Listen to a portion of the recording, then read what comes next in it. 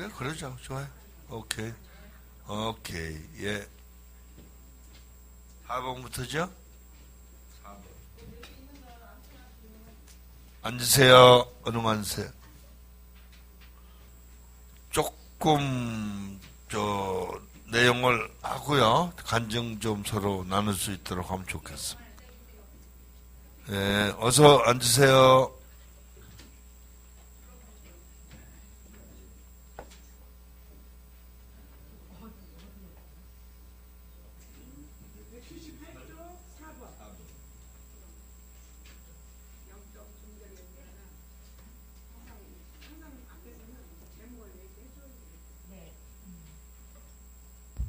자, 시작하겠습니다.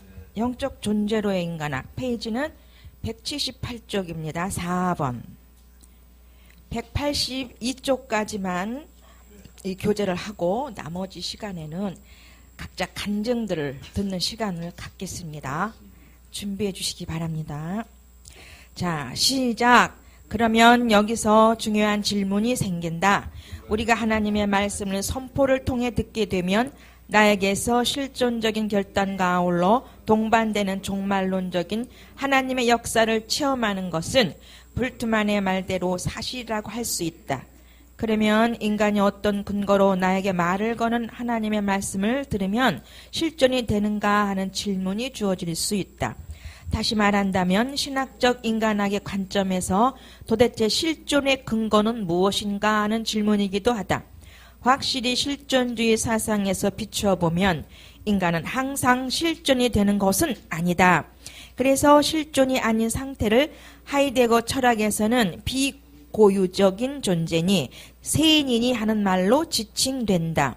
그러면 인간이 어떤 존재이길래 실존이 일어나는 존재가 되기도 하고 동시에 세인이 되기도 하는가?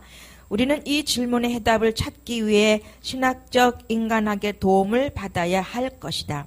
왜냐하면 실존주의, 특히 하이데거의 실존 사상에서는 인간이 창조주 하나님 앞에서 존재하는 피조물로서의 존재로 간주되기보다는 무라는 존재의 심연 앞에 내던져진 존재로 간주되기 때문이다. 그래서 그의 인간 이해는 엄격함과 진지함은 있지만 인격적이고 영적인 관계는 찾아보기가 어려운 것이다. 이런 철학적 인간 이해에서는 인간의 실존을 설명할 수 없다. 신학적 인간학에서는 인간을 두 개의 존재 양식으로 표현한다. 하나는 창조주 하나님으로부터 하나님의 형상으로 창조되었다는 존재 양식을 가지고 있고 또 하나는 그 하나님 앞에서 죄인이라는 존재 양식을 가지고 있다. 그래서 인간이란 피조물과 죄인이라는 두 개의 실제성과 관계한다. 인간은 피조물일 뿐 아니라 동시에 죄인이라는 말이다. 이런 인간과 관계하는 하나님은 창조주와 구세주로서의 하나님이다. 만약 우리가 말하는 하나님이 창조주와 구세주로서의 하나님이 아니라면 그 하나님은 분명 기독교에서 말하는 하나님이 아닐 것이다. 인간이 피조물이면서 죄인인 이상 그 인간과 관계하는 하나님은 오직 창조주와 구세주로서의 하나님이어야만 한다. 이 말은 바꾸어 말하면 하나님은 창조와 구원이라는 두 개의 관점에서만 말할 수 있다는 말이다. 반대로 인간은 피조물과 죄라는 두 개의 관점에서 인간의 실제성을 말할 수 있다. 창조와 구원, 즉 피조물과 죄인이라는 관점에서 인간을 생각해 본다면 실존주의에서 발견한 실존의 개념은 구원이라는 차원과 관계하는 개념임을 알 수 있다. 하나님의 말씀, 즉 나에게 말을 거시는 인격을 향해 자신을 열고 그 인격에 응답하면 역사가 일어나는데 그 역사에 참여하는 존재는 분명히 실존이다. 실존만이 하나님의 말씀을 나에게 향하시는 하나님의 자신으로 믿게 된다. 이런 마음의 상태는 교리적으로 말한다면 구원받은 자의 마음이고 철학적으로 말한다면 실존이라 칭할 수 있다. 실존이란 달리 말한다면 내가 내 자신에서 나오는 것을 의미하는데 이 상태는 기독교 교리적으로 본다면 그리스도 안에서 구원받은 자의 마음의 상태에 해당된다. 구원받은 자의 마음이란 물자적으로 말해도 받는 마음의 상태를 의미하며 또한 받기 위해 자기 자신에서 나온다는 전제에서 나오는 말이다. 이 상태를 실존주의에서 말하는 실존의 개념과 비교한다면 대단히 유사함을 발견하게 된다. 그러나 실존주의 철학에서 해명할 수 없는 인간의 차원이 하나 있는데 그것은 창조의 차원에서 정의되는 인간이다. 실존은 결코 창조의 차원과 관계하는 개념이 아니라 구원과 관계하는 개념이다. 달리 말하면 죄와 관계하는 개념이지 피조물 사상을 반영하는 개념이 아닌 것이다. 하이데거는 인간이 내전져진 존재라는 출발에서 실존을 말하지만 내전져진 존재라는 개념은 결코 기독교 신학에서 말하는 피조물로서의 인간의 개념이 아니다. 피조물이란 오직 창조주와 관계하면서 의식되는 것이고 또한 피조물을 말해야 한다면 반드시 창조주를 말해야 하기 때문이다. 그러나 하이데거의 실존의 개념에서는 무 앞에서 내던져진 존재자로서의 인간은 있어도 창조주 앞에서 피조된 존재로서의 인간 개념은 없다.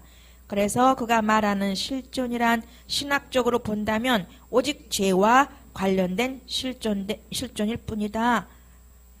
계속 읽어요. 시작. 하이데거의 실존은 비고유성 죄로서의 죄인으로부터 구원된 실존을 말하고 있는데 죄로부터의 구원된 존재로서의 실존 가능성일 뿐이다. 그러나 그에게는 창조주의 이게 맞죠? 창조주에 의해 피조된 존재로서의 인간 개념은 나타나지 않는다.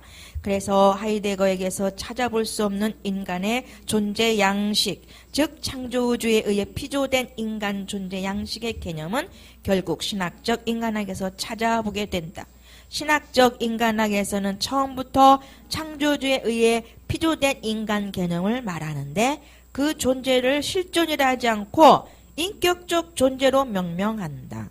인격적 존재란 인간의 창조주, 즉 인격에 의해 피조된 존재, 다시 말해 인격 자체와 관계할 수 있는 존재를 말한다. 이 존재는 실존의 개념과 다른 존재 양식이다. 이 상태를 실존의 개념으로는 충분히 설명할 수 없다. 왜냐하면 그 상태는 반드시 실존만이 아니기 때문이다. 그 상태는 실존이 아니면서 실존을 가능하게 하는 근본적인 인간 존재의 양식이다.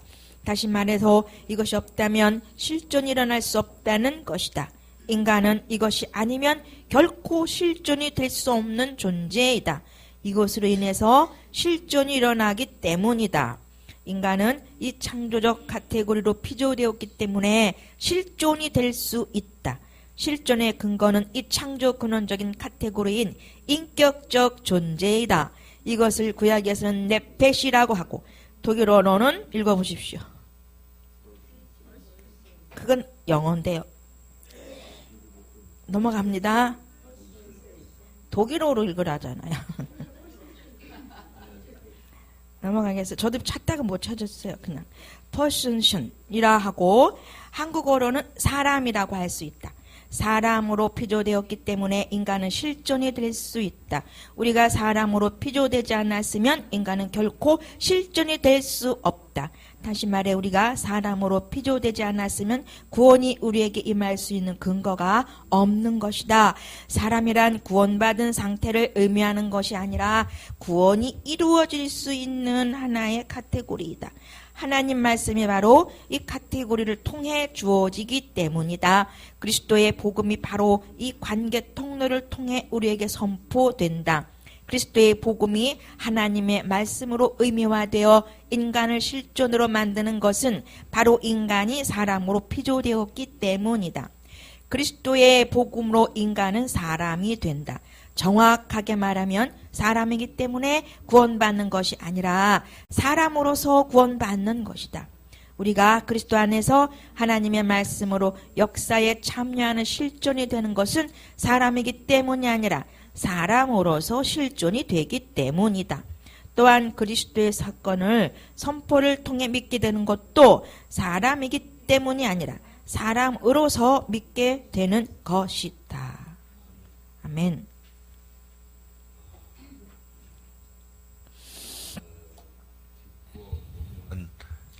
말씀드린데요.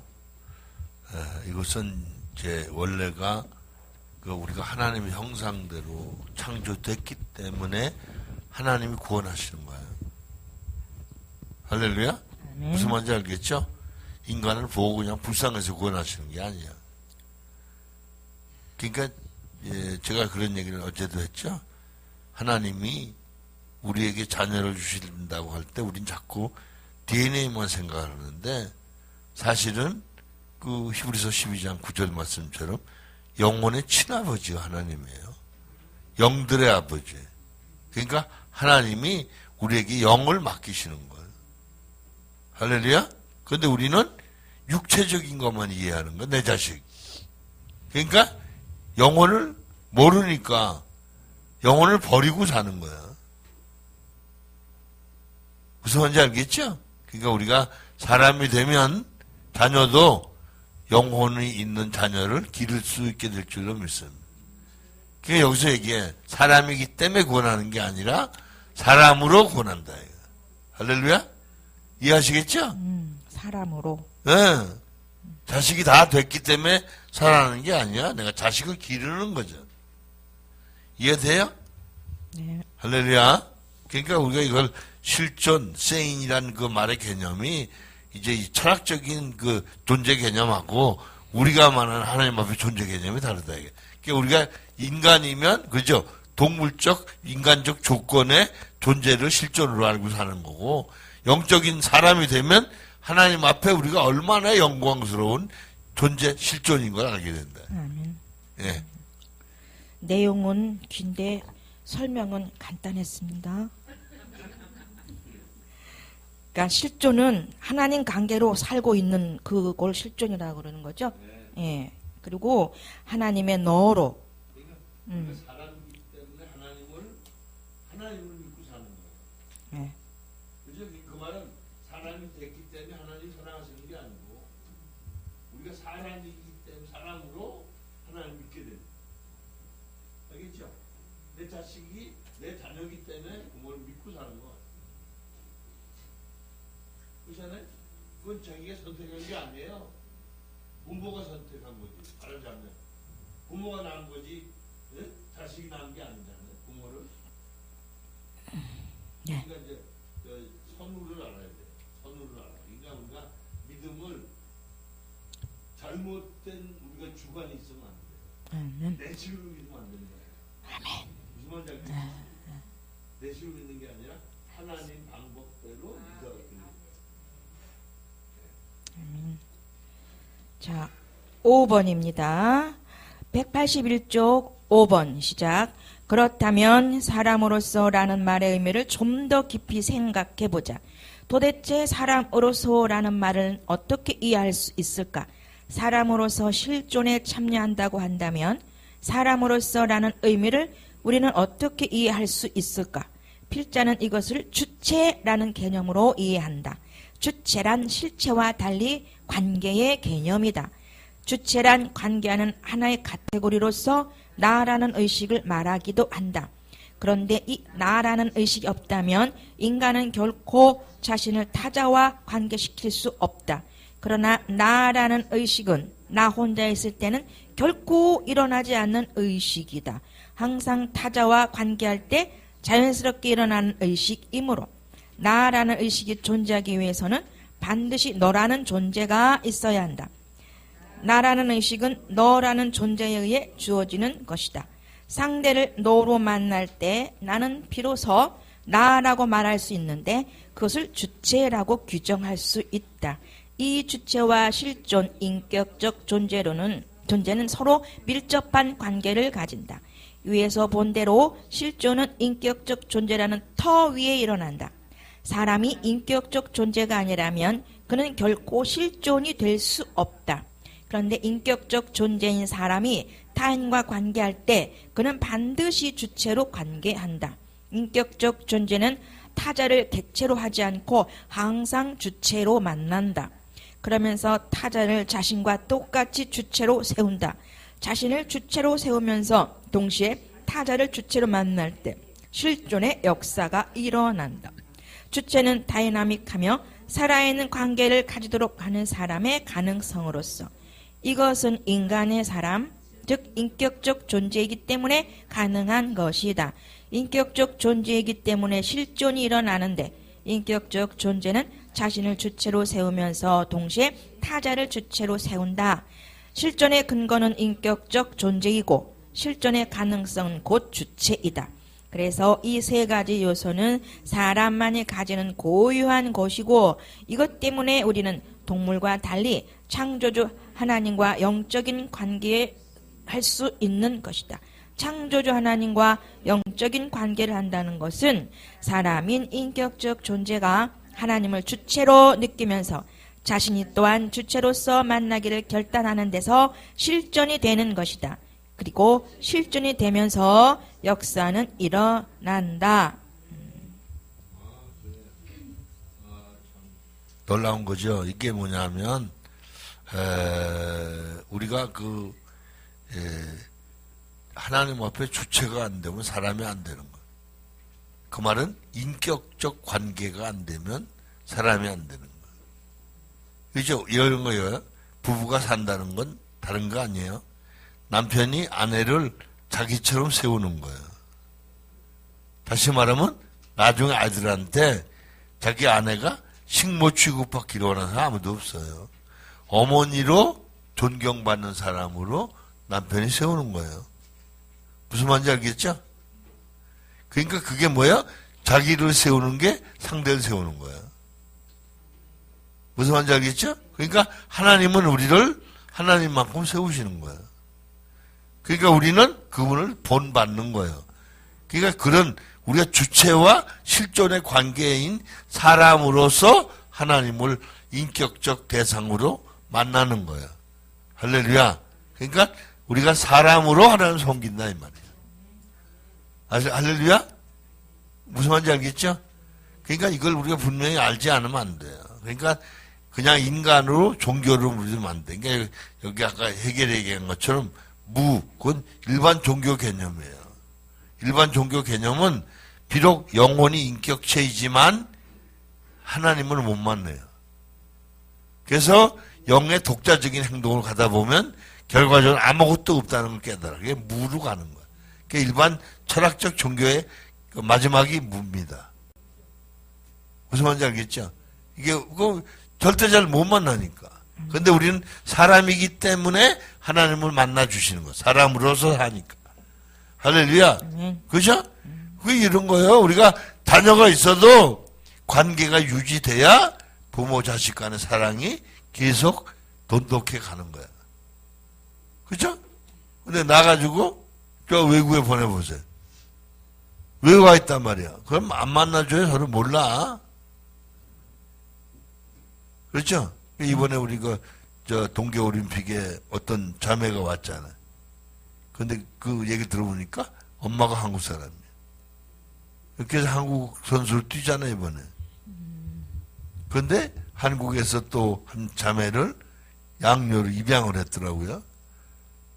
그래서 그 사람은 또 미국 선수 뛰고, 예, 그런 재미있는 일이 있어요. 그러니까 우리가 잘 알아야 돼요. 이게, 양자, 양녀가 돼도, 그죠? 관계 때문에 실존이 되는 거예요. 그리고 거기 정체성, 주체가 생기는 거예요.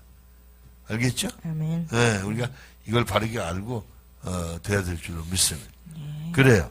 여기까지 마치고요. 박수 한번 하세요. 얘기만 했는데. 예, 간증 좀 하세요. 제가 인도해요? 서로. 응? 누가 간증하시고 싶은 분? 간증을 좀 해주세요. 예. 저 유자성 목사님도 좀 있을 것 같고. 그럼, 아니, 그러니까, 이성재 목사님도. 뭐, 어제 오늘 사이에, 또 지난달 속에, 여러분 의식이 좀 바꿔진 부분을, 뭐, 한 3분, 5분이라도 짤막짤막하게 좀 하세요. 네. 나오세요.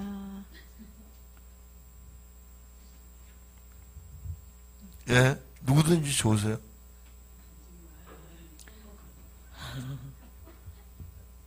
있을 것 같은데 나오세요, 이준석 목사님. 그래요. 예.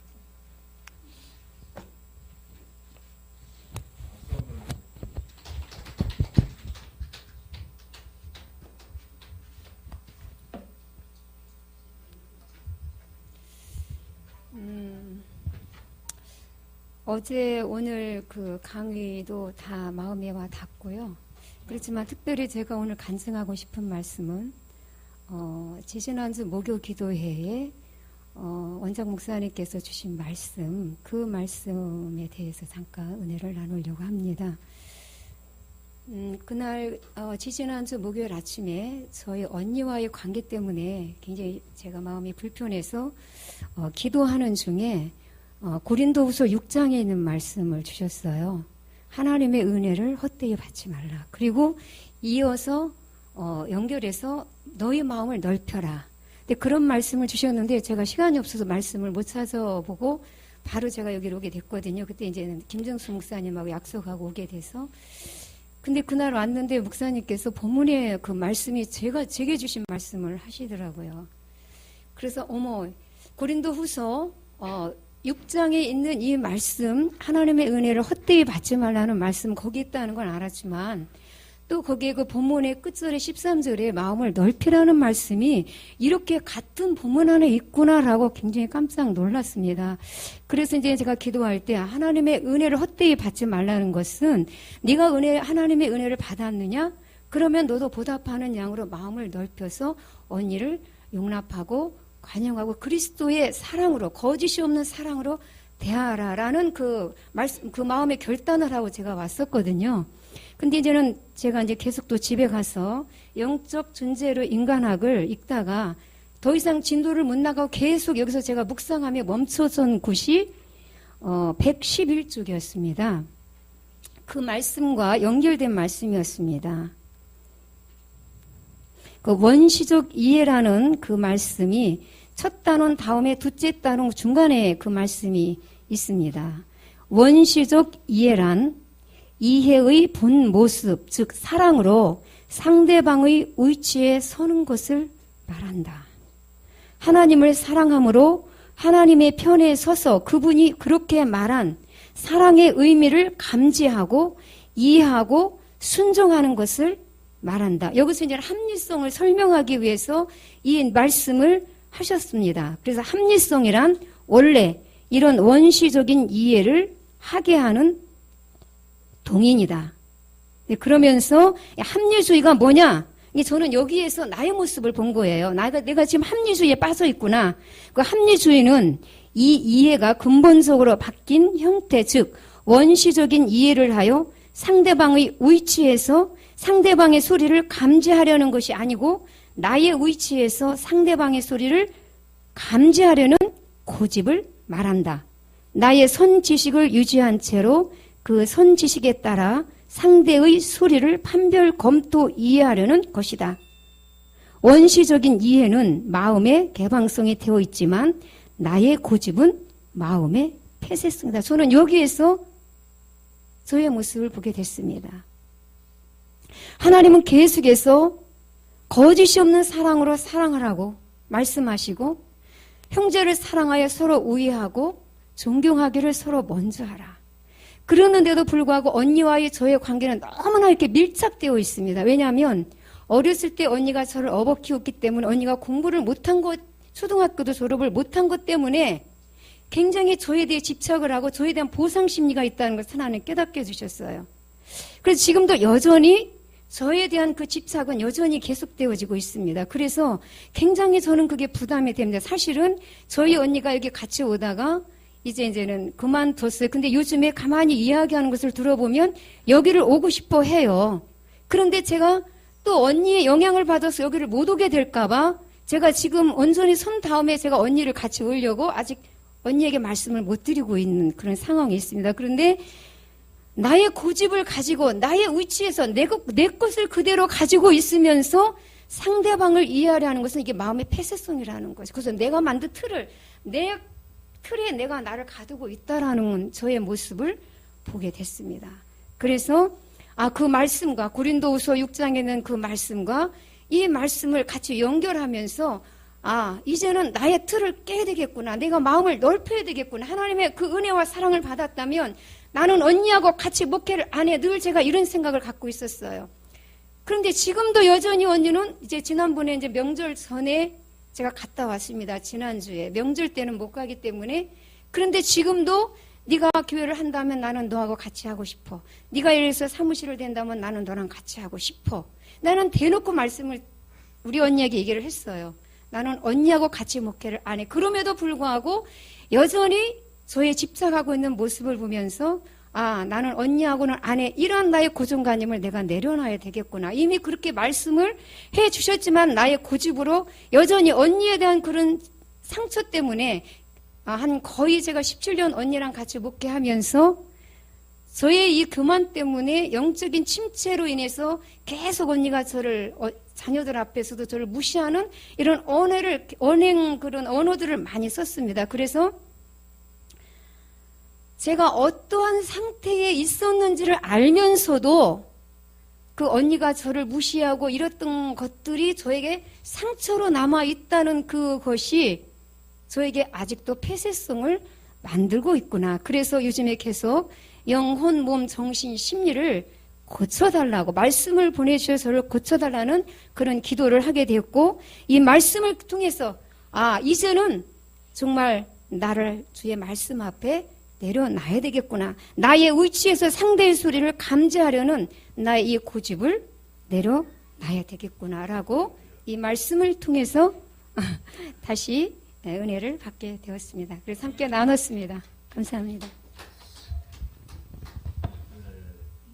이런 과정을 가면요, 이게 푸뉴마가 이제 곧 될 겁니다. 할렐루야. 그러니까 이제 우리가 지적으로 동의하고 도덕적으로 동의하고 그 다음에 하나님께서 푸뉴마 시켜주면 영적으로 동의가 일어납니다. 할렐루야. 이해하시겠죠? 예, 우리가 이걸 깊이 깨달아야 돼요. 그러니까 이제 제가 아까 잠깐 얘기를 했는데 우리 이제 김 목사님이 이제 언어가 이제 바뀌기 시작을 해요. 바뀌기 시작하고 그 바뀌는 게 뭐냐면 자기 생각을 말하는 게 아니고 하나님께 지도하시는 걸 자꾸 이제 본인이 얘기를 하면서 고쳐가는 걸 얘기를 하니까 그게 무슨 얘기인지 알잖아요. 누가 말씀하신 건지 알고 의도를 알고 그냥 그걸 깨우치시는 이제 얘기 들으면서 너무 고마운 거예요. 그래서 그 말은 뭐예요? 우리가 진짜 형제로서의 그 기쁨 있잖아요. 꺼리낌 없는 형제의 사랑. 그죠? 가령 쉽게 말하면 한 2년 차이나 3년 차이 되면 형제보다 더 친한 게 없잖아요. 그 전에 보니까 우리 딸하고 엄마하고 말이에요. 그냥 완전히 자매처럼.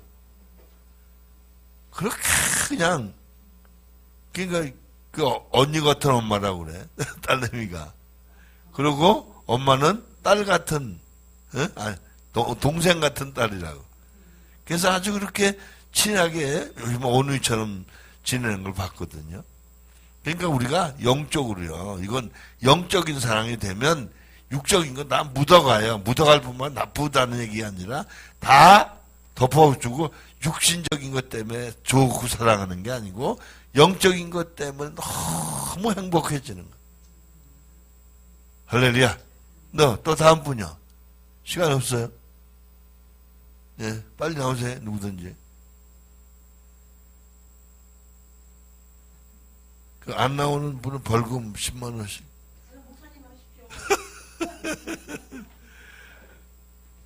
난 뭐 아침에도 했고 어제도 했고 너무 많이 해가지고. 또 의식이 좀 바뀌어요. 어때요? 네? 네. 네, 네. 아까 저기 말씀하셨는데 사람의 영도 지정과 있고 하나님은 영이시고 그리고 사람이 인격으로 영으로 되지만 차원이 높은 인격도 있다. 근데 이것이 하나님의 영과 더 말씀이 이었는데 그걸 이어받아 쓰지 못했어요. 뭐예요? 하나님이 아주 고차적인 인격체시잖아요. 근데 이제 우리 영혼도 인격체예요. 무슨 말인지 알겠죠? 근데 이제 어린아이들의 인격이 어릴 때는 어리잖아요. 성숙하면 인격이 더 고상해지잖아요. 그러니까 우리도 영혼은, 영은 쉽게 말하면 육체가 가지고 있는 혼적인 인격하고는 비교할 수 없을 만큼 높은 인격이에요. 그 인격이 거룩하신 인격인 하나님과 인격적으로 만나게 되면 그분의 자신과 내 자신이 만나잖아요. 그러니까 우리 그분을 닮아가는 거죠. 사람도 왜 좋은 사람 만나면 그 사람 닮고 싶잖아요. 그죠? 아이고 어떻게 이렇게 말을 예쁘고 해 이러잖아요. 친구라도. 그와 같은 거예요. 그러니까 우리 하나님을 인격적으로 영혼이 만나면 완전히 매료되는 거죠. 그러면 네. 여기서 순복음교회 그 조영길 목사님이 말씀하시는 그 4차원하고는 어떻게 다른 건가요? 그런 개념이 다른가요? 그거는 약간 일치가 되는 그건 개념이 다른 거예요. 사실은. 이제 우리는 영적으로 얘기를 하는 거고, 그분은 그 은사적인 차원에서, 이제 보통 말하는 1차원, 2차원, 3차원 이렇게 얘기하는 거지, 그 뭐 내용이 없는 것 같더라고요. 제가 보기는. 들어볼 때. 그건 개념이 달라요. 접근 방법이. 그분은 이제 쉽게 말하면 모든 은혜를 인간 중심으로 말해요. 그런데 우리는 그러니까 인간을 이제 그 성공하는 걸로 보는 거죠. 근데 저는 그렇게 보는 게 아니라 변화 훈련 성장해서 하나님이 원하시는 구원의 행태를 보는 거예요. 무슨 말인지 알겠죠? 그러니까 우리의 본질이 영혼인데 너무 육신을 중심에서 얘기하다 보니까 우리가 오해되는 경우가 있어요. 네. 그러니까 우리도 지금은 육신의 어린 나이 때는 육신은 그 지정되어 있지만 우리가 하나님의 영과 같이 이렇게 이제 이렇게 달려가다 보면 또 하나님의 영과 개념이 같아서 하나님을 닮아가는다 이 뜻인가요? 그렇죠. 쉽게 말하면 우리가 예를 들어서 부모에게는 내가 딸로 대하잖아요. 그렇죠? 형제에게는 내가 형제가 대하잖아요. 그러니까 하나님은 영이시기 때문에 영이 하나님을 만나요. 무슨 말인지 알겠죠? 그러니까 그때는 이 몸은 역시 나의 몸이지만 몸은 한갓 옷에 불과하다고 느끼는 거예요. 격이 다르거든요. 하나님과 우리 하나님 육이 아니시잖아요. 영이시니까. 그렇다고 우리가 육을 무시하는 게 아니에요. 그렇잖아요? 이게 옷을 우리가 무시하는 사람 없잖아요. 옷을 다 좋게 여기지.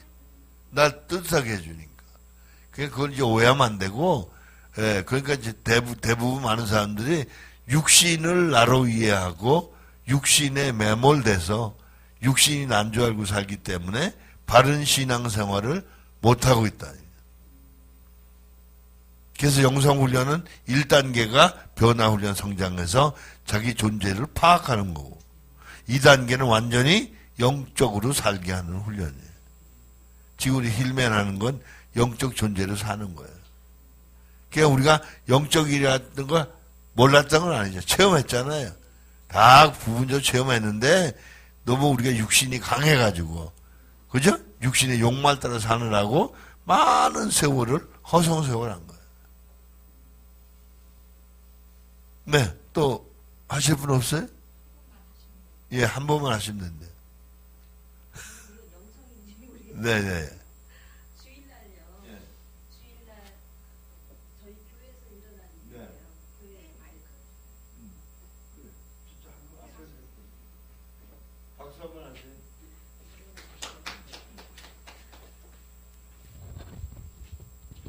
주일날 교회 이제 아침에 일찍 가잖아요. 갔는데 뭐 하여튼 주일날 은혜롭게 이제 예배가 다 맞춰졌어요. 이제 점심 때 점심에 이제 식사하고 오후에 항상 이제 식사를 하면 설거지 하시는 분이 있어요. 공무원 정년퇴직 하신 분인데 점잖아.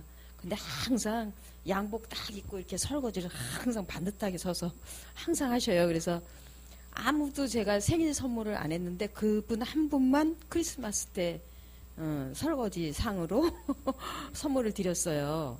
그래서 다들 뭐 동의하죠. 그분이 항상 설거지 하시니까.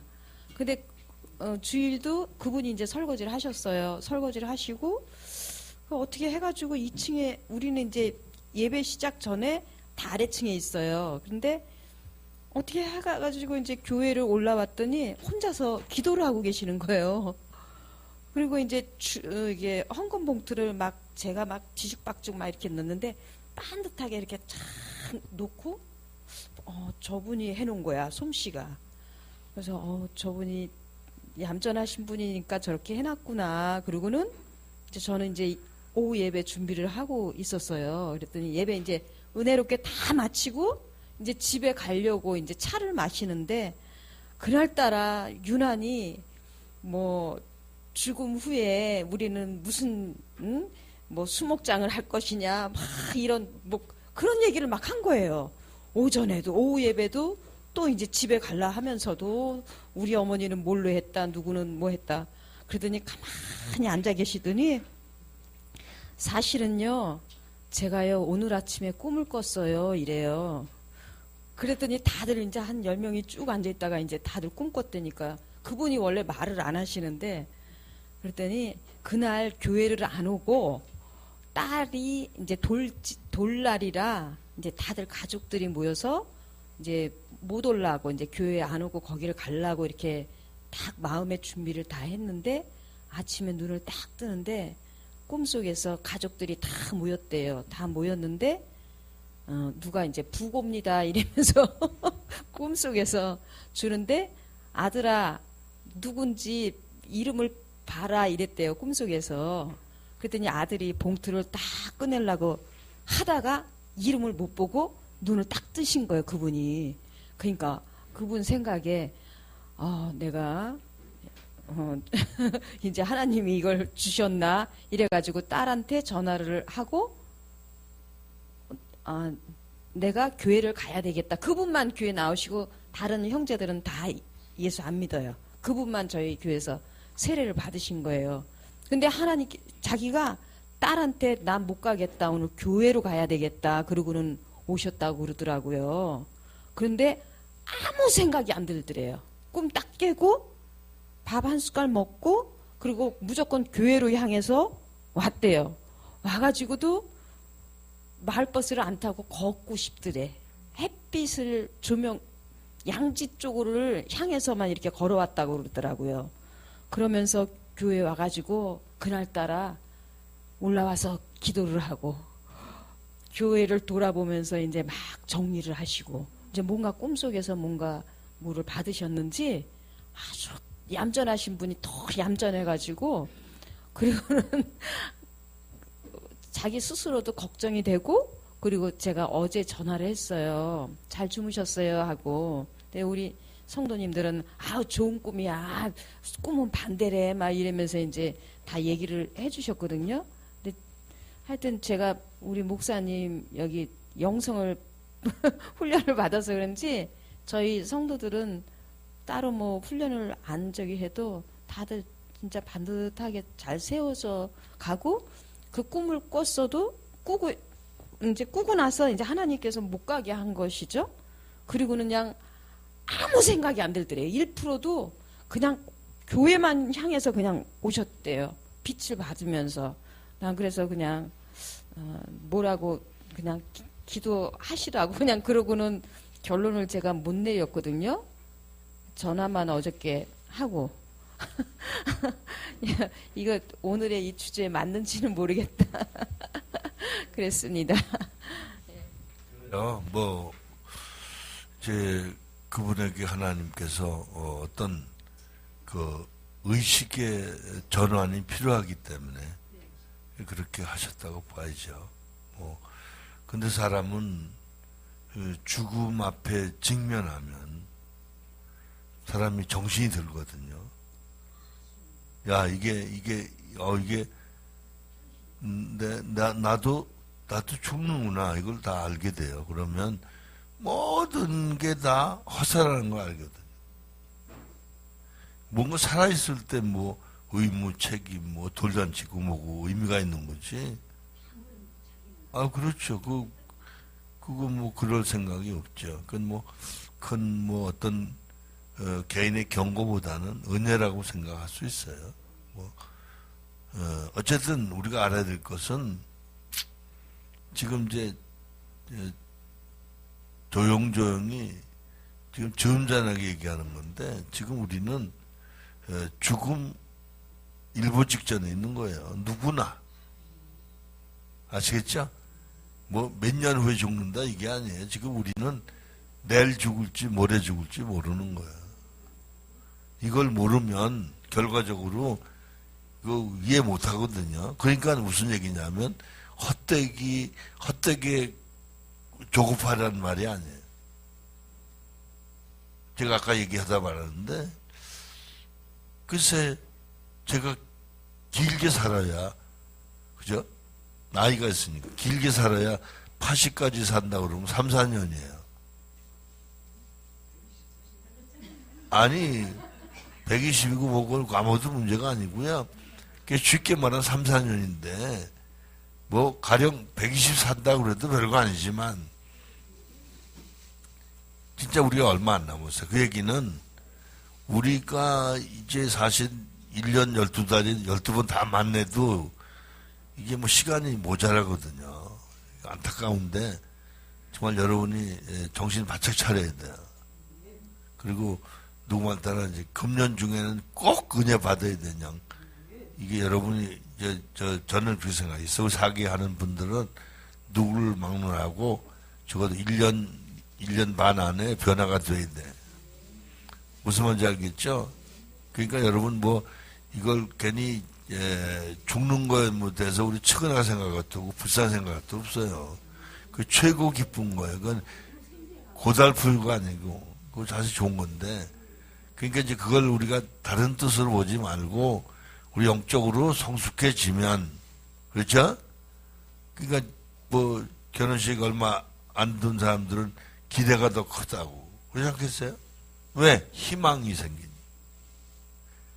앞으로 뭐 어려운 게 없는 거 아니거든요. 그죠? 힘들고 어려운 시간이 오겠지만 그건 다 잊어버리고 좋은 것만 남다. 그러니까 우리는 뭐 그런 거 염려할 거 없지만 그러니까 지금 어떻게 말하면 최고로 우리 행복한 삶을 사는 거예요. 할렐루야? 아시겠죠? 그러니까 중요한 건 이제 말씀하신 것처럼 가장 좋은 지름길이 뭐냐면 우리 저 목사님 아까 간증하신 것처럼 적은 거 하나라도 부담 느끼는 게 있으면 그냥 순종하는 거예요. 할렐루야. 이거 아셔야 돼요. 제가 좀 힘을 드리기 위해서 말씀드리면 예를 들어서 언니하고 목회 1년밖에 같이 한다고 하더라도 1년밖에 못 할 수도 있어요.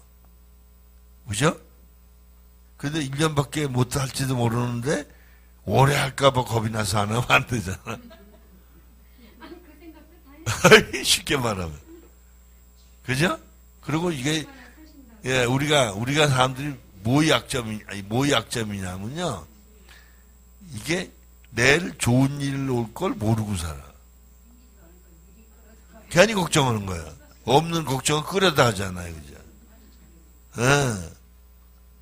그러니까 여러분 이제 은혜 안에 조금만 깊이 들어가면 매 순간 우리가 바뀌어요. 제가 전에도 한번 말씀드렸지만 제가 저 아파트에서 이렇게 식탁에 이렇게 마주 앉았는데 그때 뭐 그 전날 뭐 때문에 뭐 영적인 것 때문에 뭐 다툰 일이 있었는데 그날 그 다음날 뭐 좋은 얘기가 있어 이런저런 영적으로 서로 얘기하다가 기분이 좋아서 내가 이제 참 기뻐했더니 하나님 그러시더라고. 야, 이 정도 기쁨은 아무것도 아니고 조금 더 있으면 더 기쁜 날이 올 거다. 그러시더라고. 그날도 뭐 서로 이제 소통이 되니까 기분 좋았잖아요. 그랬는데 이제 요즘 그걸 느끼는 거예요. 그러니까 이제 그냥 다른 사람하고 사는 것 같은 기분. 알겠죠? 밖에 있으니까. 그러니까 이 딱 볼 때 내가 느끼는 선입견이 다른 거야. 이를테면 왜 안 좋을 땐 느끼면 부닥칠까봐 조심하는 게 있잖아요. 근데 그게 없는 거야. 오히려 기대를 하고 만나게. 그 생각이 바뀐 거고, 그러니까 얘기 주제가 바뀌는 거예요. 쉽게 말하면 지적하던 방법이 달라지는 거죠. 들으려고 하는 걸로 바뀌는. 말하려는 게 아니라 들으려고 바뀌는 거예요. 그러니까 그 말은 저쪽에서 지금 하나님께 듣는 게 있으니까 내가 그걸 듣고 싶어 하는 거예요. 할렐루야. 우리가 인간관계가 조금 바뀐 걸 말하는 게 아니고 우리 삶 자체가 바뀌어야 될 줄로 믿습니다. 오늘 여기까지만 하죠. 할렐루야. 박수. 그래요. 아주 편안히 쉬시고요. 내일은 가양동 집회가 있습니다. 그래서 내일 오전만 한다고 문자가 왔어요. 예, 11시 집회. 그건 제가 설교를 하기로 했습니다. 저녁 예배는 드려야죠. 수요 예배